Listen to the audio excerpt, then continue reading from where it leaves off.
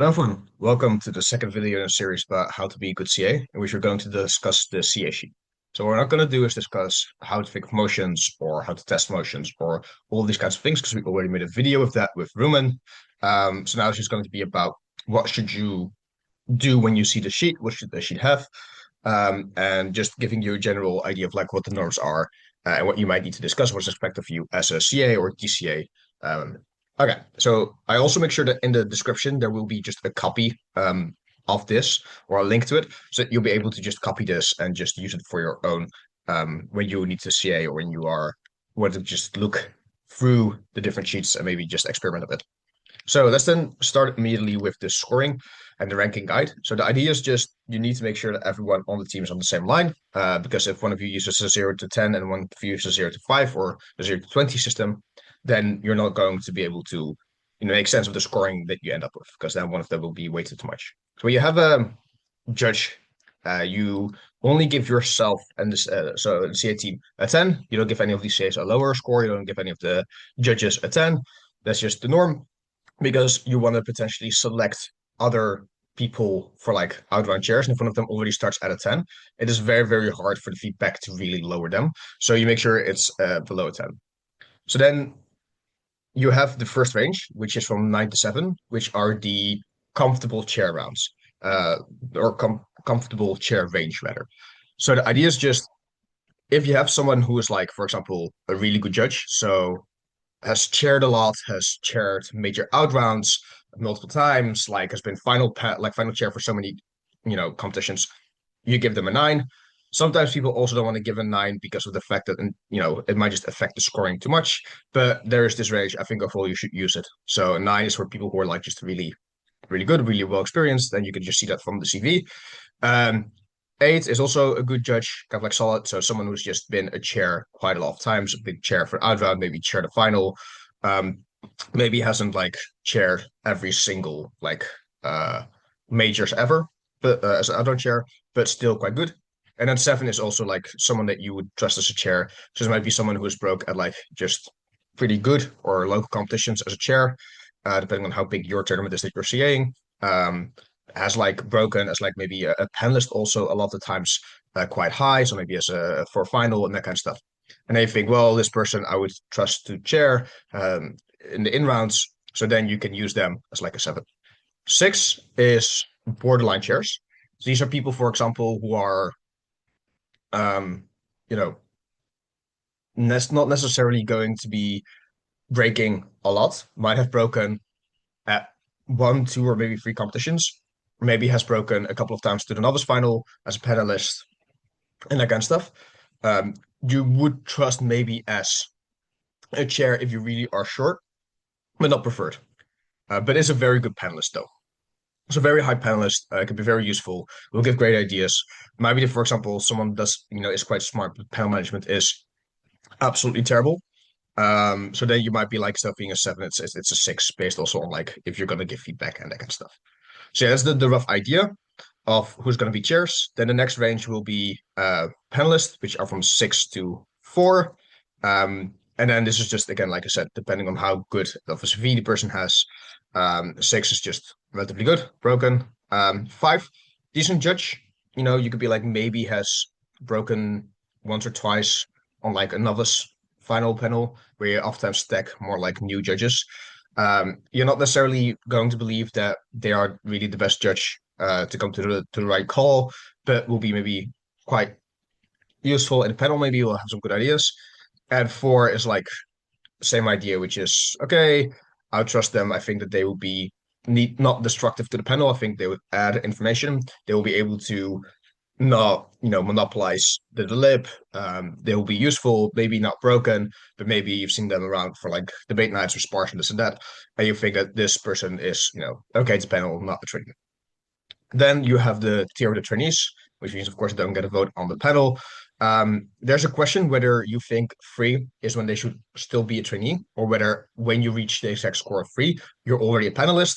I personally prefer to have 3 also be a trainee. If you go above a 3, so if your feedback is above a 3, like maybe even a 3.2 or 3.4, then you are upgraded to a panelist.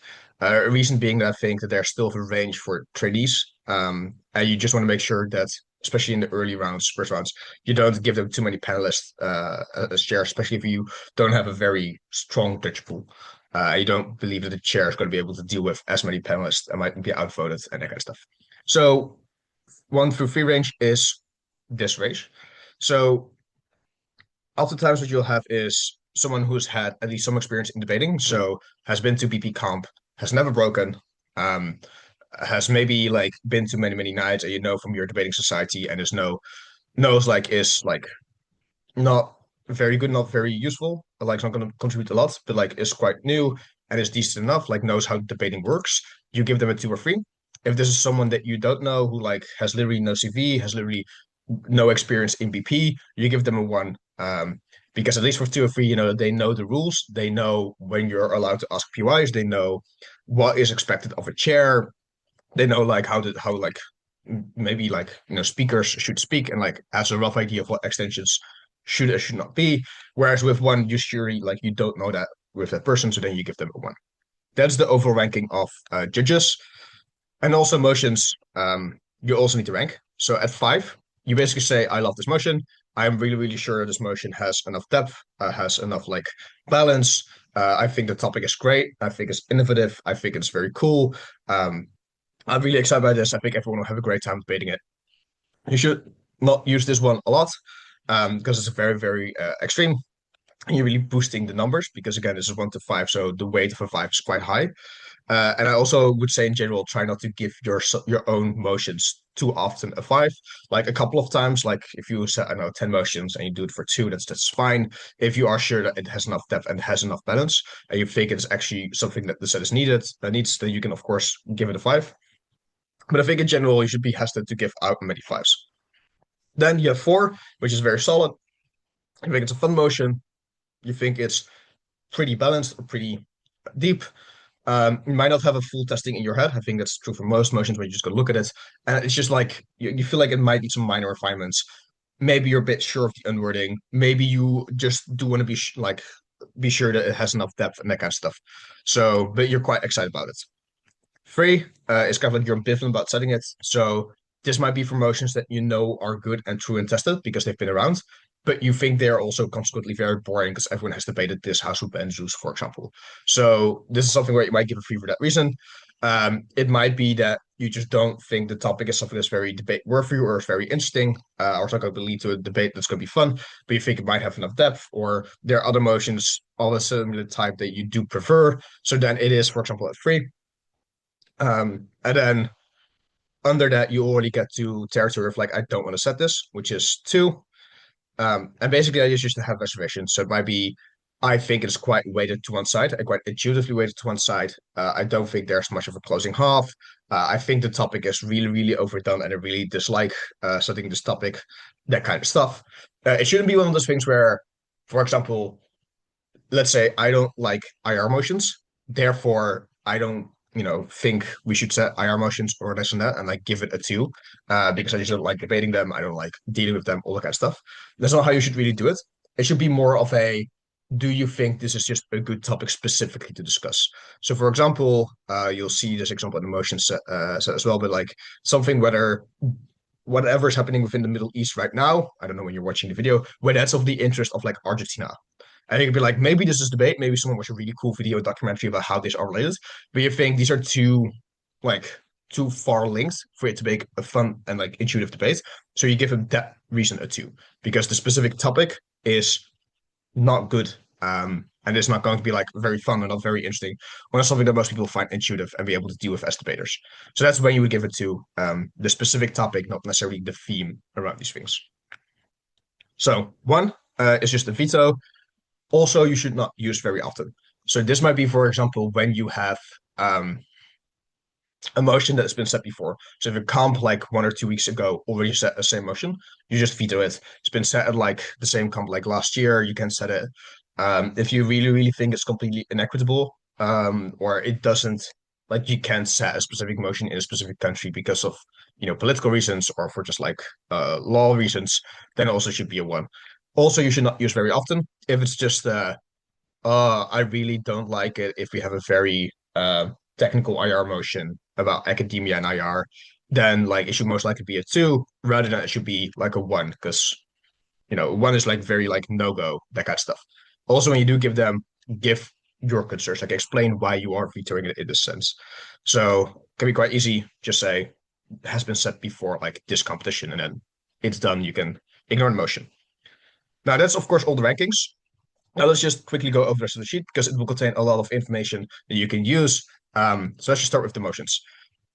I just have a couple of random motions written down here. So let's just start here. You have this has been all Zeus. This has no info slide, so it's very easy. And then you have info slide here for the motion. This house supports choice feminism because you just want to make sure people know what it means. These are all very basic motions or like weird ideas, as you can see here. Um, then sometimes you can do a quick pitch. I don't think this is always necessary. If you have, for example, someone who's able to create a lot of motions, so they might be able to put 30 motions into the sheet. Not every single one of them needs to like have a pitch to be like, oh, this is really good. But sometimes you just want to highlight why you think it's important to at least discuss it. So, for example, if you really feel like everything in the set is just quite abstract, very new, very innovative, but you feel like you also want to make sure you have one of the basic motions, you might just say, hey, we need a basic motion for the set. Or if it's very relevant because of a news topic, it might be this is relevant because there are now protests happening within the Netherlands from like women and feminists, and therefore maybe this is something that's quite topical that we can use, that kind of stuff. Those might be quick pitches you need to do, not very in depth. You shouldn't do the testing already here. You shouldn't be like all the stuff, just like here why it would be relevant. Another important thing is that you here have the themes. So as you can see, you have something like economics or feminism or IR. You can just click here and then you can choose them. And if you want to change anything, or you want to change the color and this and that, you can just work here and then you can just figure everything out here. But given that this contains a lot of the things already, you should be fine with just using the ones and themes that are already there. Gives you an immediately idea. Oh, we don't have an IR yet, or oh, we have 5 feminist motions. Maybe we should not create new feminist motions. Now, this is just the main part here on the left. Comments. This might be, for example, if you have a meeting. We'll talk about it a bit later. But when you are then having the sheet and you filled in, and then you need to score, what you should do is you should, for example, write things here. So then you should change the names here. So this would be me, and it'd be like, oh, this motion about banning Zeus has been set 2 months ago, so we shouldn't do it. Or here, US dollar should be, I don't know anything about econ. And then you can say, is it balanced or is this deep? Something like that. Just concerns, questions might be, for example, I don't like this topic, or I don't know this and that. Just to also understand the scoring. Then you fill in the score here. So you think, I don't know, this has been Zeus been set 2 months ago. I'm gonna give it a 1. And that's it. Now there are different kind of norms that you have for scoring. What I think is important to oftentimes do is do not show the scoring of emotion of other CAs. So you want to keep that hidden. And the reason is sometimes there's a disparity in experience or prestige or like perception of CAP members. And I think what can happen is that someone feels like they need to, not have the same opinion as, someone else. And then they kind of like get influenced by it. That might be one thing, or it might just be someone sees a lot of the scores. So if everyone gives a motion to score a 3, but you thought it was a 5, you might turn it down to a 4 because you're like, I don't want to be the weird one out, this and that. Or it might be the opposite, which is you really like a motion, but you don't think it's a 5, but everyone's giving it a 2, but you want it to be discussed during the CA motion, CA discussion sheet, motion discussion meeting. And then you give it a 5 and that kind of stuff. So you just want to stop all of that by just doing, for example, scoring here. And then what I always do is just make the color here black, and then also make all the letters black. And then everyone can still do the scoring. You can see if you scored it by just clicking on it, be like, did I score this motion? Yeah, I gave it 1. Good. And then I go down, and then I continue this way. Yeah, and then you go through. This might be like, I think this is a 3. We've not choice feminism a lot before. Ecom, I love. Let's give it a 5. So yeah, let's do it that way. As you see, now this is white, so you want to make sure all of this, of course, becomes black this way. The average score, quite simple. The formula isn't in right now for some reason, but I'll just show you how to do it. You go here. So this is, of course, in Dutch, but, average would be here. And then you could do control, I think, to do it this way. and then enter, and gives you these results. And then because the other ones haven't scored it, it's a 1. What you also would do here, of course, because you don't want to see the average scoring, is you can do it either this way, have it already put in where you do the CA sheet, or you only do the scoring or formula once you start the motion discussion meeting, which is then, yeah, people wouldn't know what the average score is. So yeah, that's the basic idea. Um, and then when you have the discussion, the way that you would do it is, let me just fill in some random scores. So I would be like 4, 5, 4, 5, something like that. Now I'll just do this so I can see the scores. I haven't updated this, but here's the benefit. I can copy this here and do it like this. And that takes the average of everything. And because nothing has been put in here, it just has an issue, which is fine. Then I click here, and then there's sorting from A to Z or Z to A. I think it's Z to A what you need to do. Yeah. So sadly, it takes all of those ones that you haven't filled in to the top, but you can just ignore it. The way you just start the meeting, you should just go from the best motions that you have that are likely to make the set to then the ones that you don't discuss. So now you have, for example, 2 motions that have 5, and then you discuss them. And what it should just be a quick discussion. It shouldn't be in depth. Oh, like what's the arguments, this and that.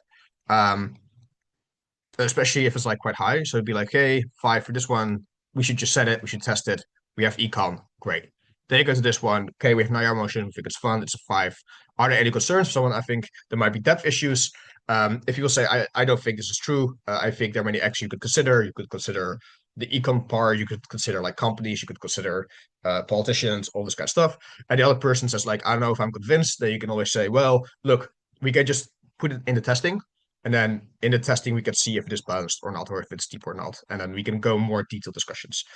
So the goal should be to not discuss in depth what the depth should be, what the balance would be. But it is just you have a concern, someone should respond to it. If you are really not convinced about this because it doesn't solve your answer, then maybe it's worth to have discussion. But oftentimes the results should just be, let's just put it to testing. The only reason why you would not want to put this to testing is your concerns still persist. You already have 20 motions in testing. You don't want to overlap with even more testing. And slash or there are other motions of the same theme slash type slash topic that you want to discuss rather. So you'd be like, let's maybe put it in the back burner, and then we can compare motion 1 to motion 2. So again, let's just say we have 5 other feminist motions. We can just say like, okay, I actually don't think this is balanced because I think it's very easy to prove why choice feminism is seen as bad. And then we can be like, okay, let's just maybe these ones will be then colored green. Also fun, you have coding green. This is just going through. This one, you're like, okay, let's just put this maybe as purple, which is backup, or you could do it as blue, which is we'll come back to this, or we'll come back to discussing this where we have other motions. Here, you might be like, we want to make sure that we have an info slide. So it might be about the drug policies in the Netherlands. Then you just put a yellow here, which means this is going to go through testing. But before it is being tested, it needs an info slide or a significant change. If it just needs here, for example, an EG or like something small, you just keep it green and you put it here in the comments, which would be this one, for example, you'd be like, needs clarification of comparative, maybe. And then that's something, a comment that you make, or here it needs info slide about Netherlands drugs policy. And then you can discuss it this way. Or here you could be like, there's a discussion, we want to go through testing. Maybe we like the idea, but we don't know if Canada makes sense. So we just do Canada. We might make this a yellow, which is actually we're really sure that Canada is not the right actor. It should be someone else, like, I don't know, North Africa. And then you could just make that the actor in debate. So yeah, that's the overall idea. How do you go on discussing the motion? Then is you should only discuss motions that are above, like that are 3 or above, because 3 are motions that you, based on average, are at least settable. It might not be the most fun, but you might need it for variation. It might be needed for backup, all that kind of stuff. Or it might be because all the other highly rated motions just don't get out of testing. What you then do is, if you get to 3, and then that's the cutoff. What I then also always do is I allow every CA to just go through the motions below a three and pick one motion that they still want to pitch. So let's say this has with Ben Zeus, like this motion is like a one, but I really, really want to set it. And I can say, look, my pitch is we set it for the novice final because the person who we're at the comp, we're not going to be at the novice final, so we can do it. And then people will be like, you know what? I am convinced we're going to put this through testing. Or it'd be like, no, that's a really stupid idea. We have better motions for novice final. Or it'd be like, you know what? Let's just use it for a backup. And you can just use it as a backup, and then it's purple. That would be a way to deal with this. I think it's the best practice because it might be that sometimes a motion just, well, sometimes it can also be that the scoring just goes wrong. So someone, for example, accidentally gives something like a -4 instead of like a four, or someone just thinks that everyone misunderstood the motion, and at least you can start the discussion. You always do, I think, only one, maybe at most two, because you don't want to drag on discussions because these can take very, very long. So because of that, like now it's of course five motions, you go through it quite quickly, but oftentimes you'll have many motions, and then you want to make sure that you have a quick idea, green, yellow, and then go through it. Now, let's then go to the shortlisting and testing one. So I already did like I already put in the motion that were supposedly go through testing, which were this has legalized all drugs, and this has a benzus. There's an info slide, yes or no. Does it need something to finalize, which is something that's done after testing? So maybe the tester says it needs a comparative or it doesn't need a comparative, and they go through it. And then the score is something that you just saw based on the average. You also assign a tester. So you here have like very nice CA1, CA, CA2, CA2, CA3. You can also, of course, change them here. So yeah, and this is basically how you do it. So this can be done, for example, becoming color, and then it should be done everywhere because then this here, and then I can do it this way, and then because I haven't reloaded and all the kind of stuff, it hasn't changed yet. But that's basically the whole idea. Okay, so yeah, that's the idea. You can assign testers here. The people who should test the motion should not be the people who propose the motion or who have like maybe seen or judged the motion this or that, if that has happened. The reason being that, of course, you're going to like your emotion. And when you have had like time to think about the motion, you have a lot of ideas about it. But you need to make sure that people in 15 minutes prep time can think of the same thing. For example, for extensions, for closing halves. Those want to make sure that they have the same perception. Maybe you interpret the word and emotion very specifically, but someone else might very differently. And then there's a different debate and all that kind of stuff. You also want to make sure that everyone has roughly the same amount of motions they're tested. Sometimes that's just not possible because of the fact that there are many motions that one person has suggested, and then you can't test your own motions, but then they can do other things like judges, get more judges, and that kind of stuff. So this is a kind of like a hard thing that you need to do. Then you put in the testing here. Um, this is one of those things where there are different ways to do it. This one is just literally just the clashes, so you don't do golf and op. You just put all the clashes here, and then you put in some more detail. If you think it's very, very generic and everyone knows how this clash works, then sure, you don't really need to put it out. But just to have a rough idea of what you think the mechanization is, rough idea of what the framing is, and or the impacts, that kind of stuff. So it should be something like this, uh, like mech one. Let's maybe just write down mech two, and then you could be like the other side, which is then mech up one, and then you go through like that, and then you have some rough ideas. Some people just also write things, so they don't use this specific scheme, but they just write it and they still characterize it, so they don't do like the half sentences, they the full sentences. There's really a best way to do testing. I do think the reason why this is preferred is that it gives you quite a overview. Most of the CAs have, enough insight about what a person means based on this, even if they don't fill in all the gaps, or they might fill in the gaps their own way, and that should be clear.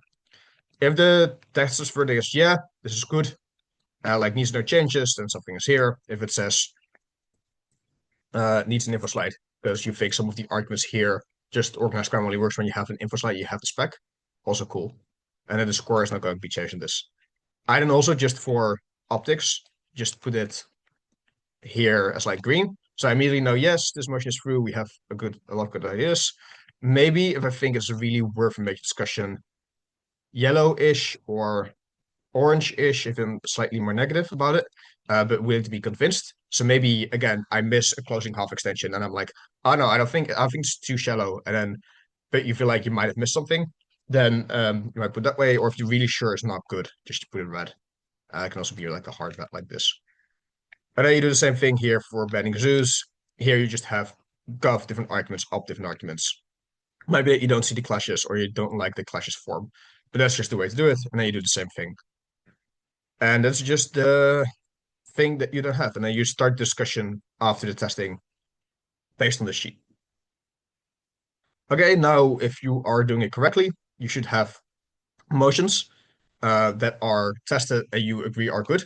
So what you do is you do the final test, and then you go through all of this, put all of them here, um, and then you can put them here for different rounds. So if you have a very abstract velocity motion and you're like, I want that for the final, we can do this for the final, and then you write them down here, and then this is already set. Great.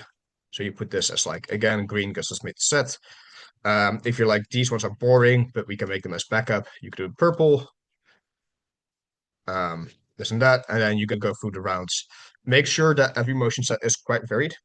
So make sure that you just have a policy motion, you have a framing motion, uh, have a motion which is like maybe comparing two things. Maybe it's one of the things where you want to make sure that people learn how to make comparatives. So you don't do a prefer X over Y, but you do prefers X. Um, yeah, and of course, theme topics. Every single set, of course, should have a sports motion to make sure that you have a sports motion.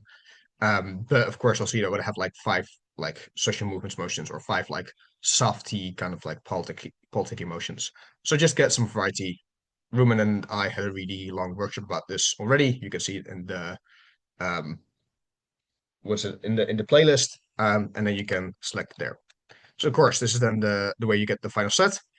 And then we get to judges. So this is important because especially if you're going to get bigger competitions, you want to make sure that all the judges are tested. You want to make sure you have an oversight that you know what all the judges are like and how they've been performing and make sure that everyone has had a fair shot.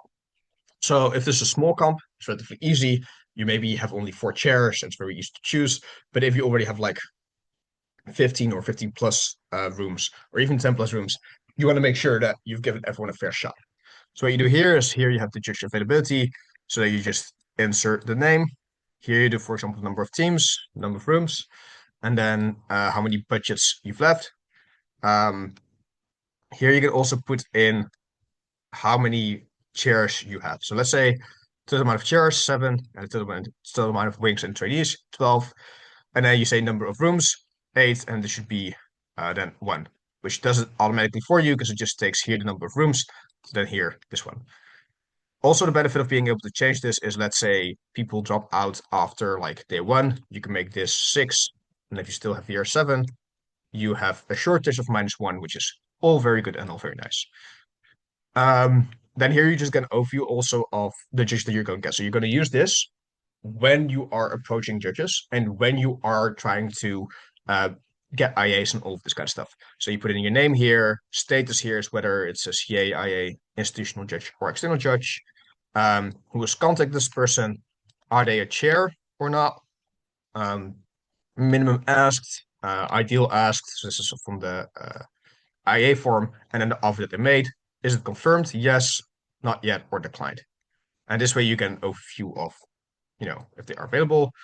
And then underneath here, availability oftentimes for online comps. This is very useful. Like, are they available? This and that. You have an oversight just here. If it's not the case, like, it's just a normal competition, oftentimes this is also fine. You can just leave this empty, unless suddenly someone is not available for today around for like day 2, and then you just do it this way. And then because it's the only one that's red, you know that this is just for this person, and you don't need to do all of this for every single judge. That's just the overall idea. This is something that you can use when you are going towards the comp. This is very nice. It can also be that underneath here, you often like to do is just like, let's brainstorm during meeting. Who are the people we can ask? And then we'll ask them. And then um, you could put that here as well, but just put it down here just for a bit of quickness, to just come up with the brainstorm. And then later on, you can just formalize a bit more here and then think about, are they available in the first place? Maybe double check if you already contact them or if they have put it in the IA form, this and that. So yeah, that's the main idea. Very useful. Make sure you use this, especially for larger comps. Then judge rankings. I only went into a bit detail when you, of course, you should judge, like give someone a specific judge. I think here you can also give them higher or lower based on like what you think the other people are saying about the judge, and says that if you feel like the other two CAs have rated them very lowly, then you might yourself also feel like you have to rate them low. So sometimes you can also do the same thing here, which is just black out all of this, and then you just get an average, which is just very clean, which is like hidden, and then you can do the average scoring as done before. However, I think for judging, oftentimes the bias is just slightly less. And what you can then do is just put in here your score. So this person has literally done nothing. So it's a one. Maybe a two if you think like you trust this person might be able to know the BP format and maybe knows a bit on how like be a decent panelist. Um, but like that's just the idea. You have the average, and then here might be comments. So this might be, for example, here, for example, you could say rumors are that they leak. So if they, for example, if you believe them, so if you believe that people actually are leaking to speakers, you might, for example, for allocations, be like, okay, for close rounds, we want to give them low rooms, or we're going to give them extremely high rooms because, people kind of like know if they're going to break there or not. So it's not determined for round five. So it doesn't matter if they know if they break first or like fifth. It doesn't matter.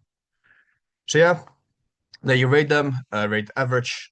Um, it might be one of those things where it's also good for availability. Just a quick comment here, but you should also just put it here, but just so that you keep that in mind. And you repeat that information to yourself, so you're more likely to keep it in your head. So yeah, that's how you do it. Judging CV, speaking CV. Some people really care about speaking CV. I am a true believer that even if someone's a really good speaker, that doesn't mean that they're a good judge at all. Oftentimes, what happens is they can give convincing OAs, but they're not always representative of what actually happened in debate.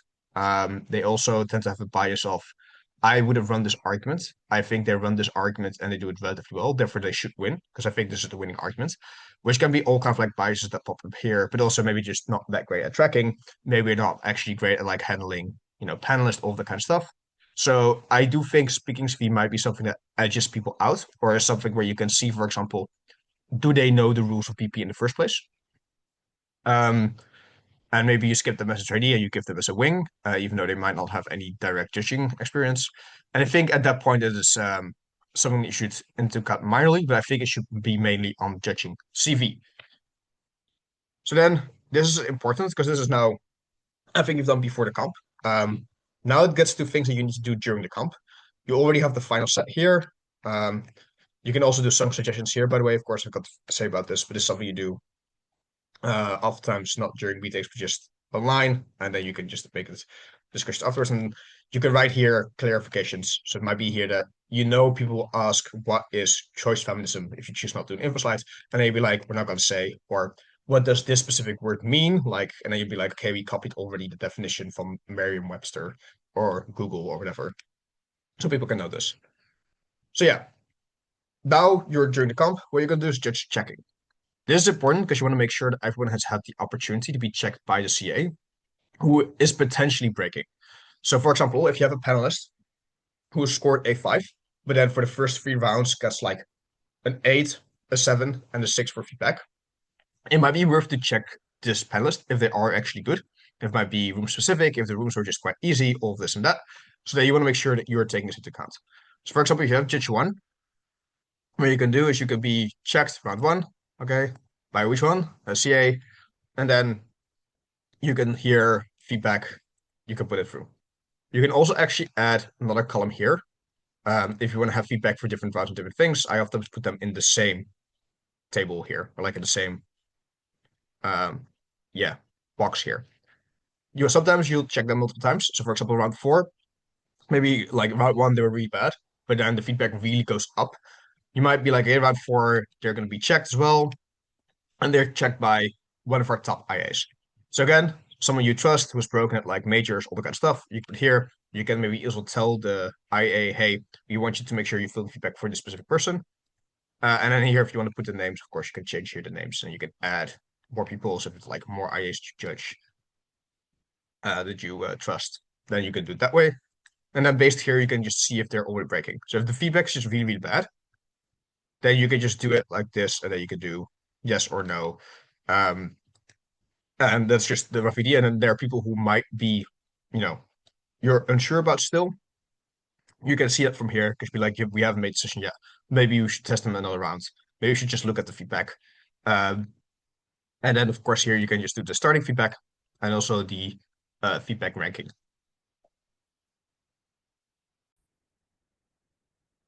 This is by far the most useful sheet because this is the thing that in between rounds can take a lot of time to check. Oh, did we check this person? Did we not check this person? How are we going to make the next allocations? All this and that. If you have this sheet, it's really easy to see who you are missing for like feedback, who you want to see again, all of this. So yeah, I think this is the way to kind of like uh, take track of it. Um, make sure you have the feedback, make sure that you have the final ranking at the end, and then you can make decisions on that. Depending on the size of the competitions, you might break judges on different levels. So sometimes you have enough judges that you can just say at 7 and higher, you will break. You might be like, hey, we want to have 7 higher. And then new judges, we might want to do like 6 or 5. We just want to break at least 2 new judges. So even if they are maybe in final score 5.4, if they want to break them because from the thing we thought they were inoffensive, quite good, or decent enough that they weren't a break to like a novice final battle, this and that. And similarly, you might do have like gender bias kind of thing. So sometimes you have an IA pool which is like very male dominated, and you want to make sure the panels have at least some women on them because you don't want to have more bias perpetrating in the outlines in the way that people are deciding to go through. So you might be like, okay, we're going to do everyone above a 7, but you also need some women, so then we might need to have a lower average score. And also might be the other way around, which might be that, let's say you have a very stacked female pool, and then you sure want to make sure that you also again have the balance. You want to make sure that that goes through. So then you also might have different scores for different yeah types of people. Might also be for really big competitions regional. So it might be that if you are an Iona, you have also ESL, EPL judges you need to take into account. So there you have ESL people that you want to make sure are going through. And again, you might have to lower the scores here slightly of like the threshold that you want to make sure they go through, which makes it sometimes quite tough. But that's a decision that you do need to make sure that the outround panel allocations are going to be good. So yeah, that is the overall idea of how to keep in check your judges. And after that, after you've now decided who's going to break, you could then make sure you have every name here. You can put the scores here. And then you can put, for example, here are the out rounds. You can add more, of course, into the table. But this is the semi-final, this is the novice final, this is the grand final. And then you could be like, hey, I'm not going to use this. So, for example, this is different rooms. So this might be, for example, chair 1. So chair for one round 1. And then you think this might be good for like a panel. So then you do panel for 1, like a panel 1. And you see, for example, how many chairs, how many panels you have for one specific room. And you think this person might be chair 2. Well, this would be for the grand final, so that might be possible. But that's just the rough idea. Of course, this is just from this sheet. This just makes sure that you've used everyone and you're doing it fairly. So overall, I think the end score should be the oftentimes most determining factor for whether a person is the finals chair or a semi chair or this or that. Or if you thought that even though the scores are relatively close, so maybe one is a 8.7 and one is 8.5, one did significantly better in the CA testing for like sharing. They feel like, okay, even though this is a low score, I want to push for this specific person because of that specific reason. Or you could be like, uh, again, most more subjectivity. So it might be one person at a higher base score, and then the feedback score was actually quite close. You might use the base score as a determining factor, all of that kind of stuff. That's just it's quite subjective. You can just decide this within the CI team what you think is more important. After that, you want to make sure that you also have an oversight here. So you put here the chairs, and then you put also here the panels, panelists, and then you make sure as well whether clashes are taken into account. So you might want to make sure that one specific person is going to chair one of the semifinals because it's likely that one of the people that they are clashed from is going to go to the final. So you want to at least give them a chair, given that they do deserve it. Um, Same thing with panel allocations and all that kind of stuff. So yeah, that was the main thing. I think this is everything about the CA sheet that you should really know. the most important thing that you should now know is how do I rank the motions? How do I put them in? What do you do during the meetings? And how do I keep track of judges? So who I'm going to ask to IA, but also very importantly, have they been tested? And do I think if they're not going to break or not? Because especially that part is what drags out a lot of the competitions, which is when people are taking a long time for allocations because they keep forgetting to test specific people, or in the break they find out, oh fuck, we haven't tested this one specific person, and we should, and now we have to ask other chairs what they thought this panelist because actually their feedback's really good. Do we think that we can trust these chairs on that feedback? All that kind of stuff. So make sure that you now, keep track of all judges and make sure you have a great allocation for the outrounds. So if there are any questions about the CA sheet, please let them know in the comments. I'll answer them. And then good luck and have fun. See you in the next video.